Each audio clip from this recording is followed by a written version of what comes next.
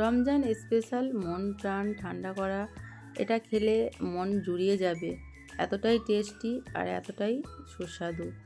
তো আমি এখানে সাবুর ডেজার্ট তৈরি করেছি। চলো আমি কিভাবে বানাই তোমাদের সাথে শেয়ার করব। গ্যাসের উপরে কড়াই বসিয়ে দিয়েছি, কড়াই দিয়ে দেব পরিমাণ মতো পানি।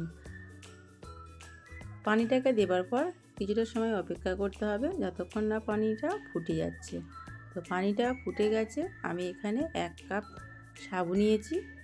সাবুটাকে আমি পানির মধ্যে দিয়ে দিয়েছি। এবার নাড়াচাড়া করে কিছুটা সময় রান্না করে নেব, যতক্ষণ না পর্যন্ত সাবু ভালোভাবে সেদ্ধ হচ্ছে আর সাবুর কালার চেঞ্জ হয়ে যাচ্ছে, ততক্ষণ পর্যন্ত সেদ্ধ করে নিতে হবে। আর নাড়া বন্ধ করলে হবে না, নাড়তে হবে, না নাড়লে তলায় কিন্তু বসে যাবে। যেহেতু এখানে সাবু ব্যবহার করেছি, সাবু তো একটা আঠালো জিনিস, সেই জন্য অনবরত নাড়তে হবে। তো নাড়তে নাড়তে এক পর্যায়ে দেখবে যে সাবু সেদ্ধ হয়ে গেছে আর সাবুর কালারও চেঞ্জ হয়ে গেছে। তো দেখতেই পাচ্ছ যে আমি নাড়া বন্ধ করিনি, নেড়ে যাচ্ছি কিন্তু অনবরত।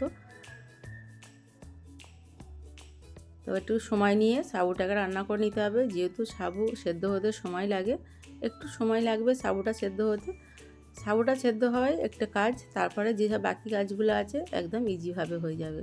তো দেখো সাবু সেদ্ধ হয়ে গেছে, সাবুর কালারও চেঞ্জ হয়ে গেছে। এবার আমি সাবুটাকে নামিয়ে নেব, নামিয়ে ছেঁকে নেব। এখানে একটা স্ট্রেনার নিয়েছি আর বোল নিয়েছি, বোলের মধ্যে আমি ছেঁকে নেব।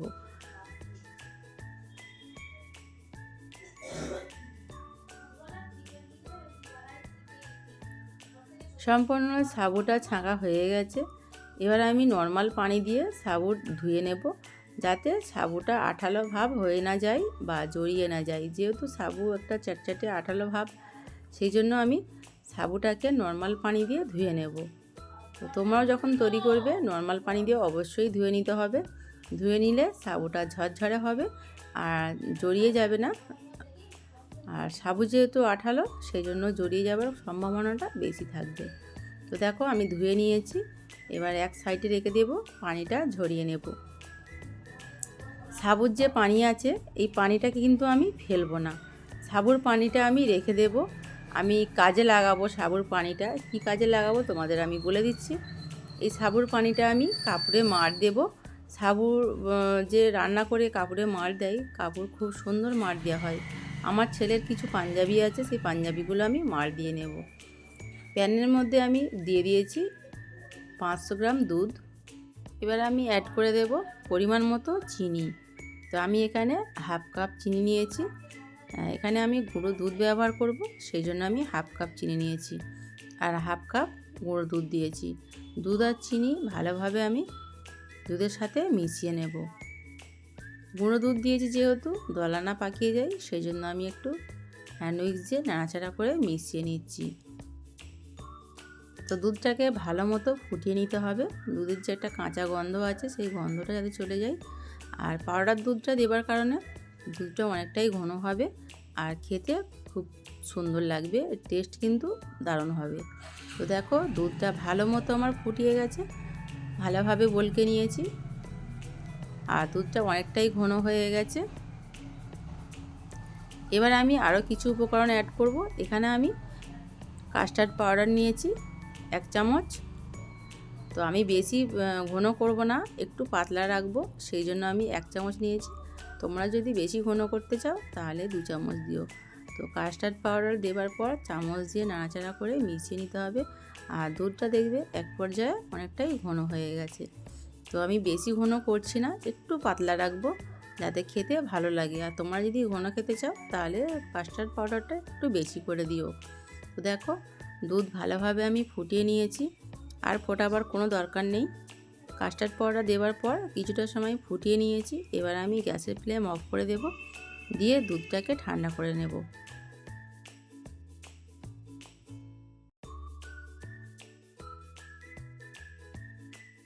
তো দুধটা কতটা ঘন হয়েছে তোমাদেরকে দেখিয়ে দিচ্ছি, ঠান্ডা হয়ে গেলে আরও কিছুটা ঘন হয়ে যাবে।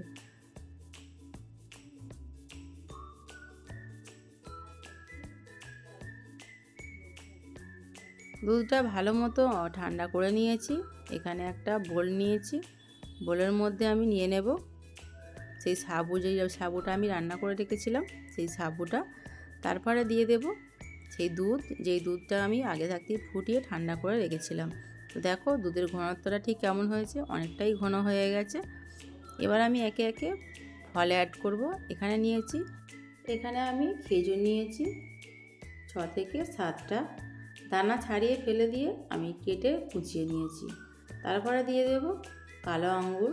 কালো আঙ্গুরগুলোকেও আমি ছোট ছোট করে কেটে নিয়েছি। তারপরে দেব সবুজ আঙ্গুর। আমি এখানে 2 রকমের আঙ্গুর ব্যবহার করেছি। আমি আমার পছন্দ মতো ফল নিয়েছি, তোমরা তোমাদের পছন্দ মতো ফল নিও। শুধুমাত্র টক ফল বাদ দিয়ে যে কোনো মিষ্টি ফল নিতে পারো। তারপরে একটা আপেল কুচিয়ে নিয়েছি। তারপরে দেব কলা, ছোট ছোট করে কেটে নিয়েছি। আর দেব বেদানা। সম্পূর্ণ ফল আমি দুধের মধ্যে দিয়ে দিয়েছি। তো দেওয়ার পর এবার একটা চামচের সাহায্যে আমি নাড়াচাড়া করে সব মিশিয়ে নেব। দেখতে কতটা সুন্দর হয়েছে দেখো, দেখতে যেমন সুন্দর হয়েছে খেতে দারুণ হয়েছিল। তোমরা একবার হলেও বাড়িতে এইভাবে ট্রাই করে দেখো। তো সাবুর শরবত তৈরি হয়ে গেছে, বা সাবুর ডেজার্টও বলতে পারো। রমজান মাসে বা গরমের সময় তো তোমরা এইভাবে বানিয়ে ফ্রিজে রেখে দিতে পারো। আর ঠান্ডা ঠান্ডা খেলে কিন্তু মন প্রাণ ঠান্ডা হয়ে যাবে, আর শরীরের পক্ষেও খুবই উপকার, যেহেতু এখানে সম্পূর্ণ ফল দেওয়া আছে, সব হেলদি জিনিস দেওয়া আছে, শরীরের পক্ষেও খুবই উপকার। বাচ্চা থেকে বড় সবার কিন্তু পছন্দ হবে খেতে। সাবুর শরবত বা ডেজার্ট তোমাদের কেমন লাগলো অবশ্যই জানিও। আমার রেসিপিটা যদি তোমাদের ভালো লাগে প্লিজ একটা লাইক করে দিও, কমেন্ট করে দিও, শেয়ার করে দিও। আমার রেসিপিটা যদি তোমাদের খুব বেশি ভালো লেগে থাকে আমার চ্যানেলটা সাবস্ক্রাইব করে নিও। আবারও হাজির হব নতুন একটি রেসিপি নিয়ে। সবাই ভালো থেকো, সুস্থ থেকো।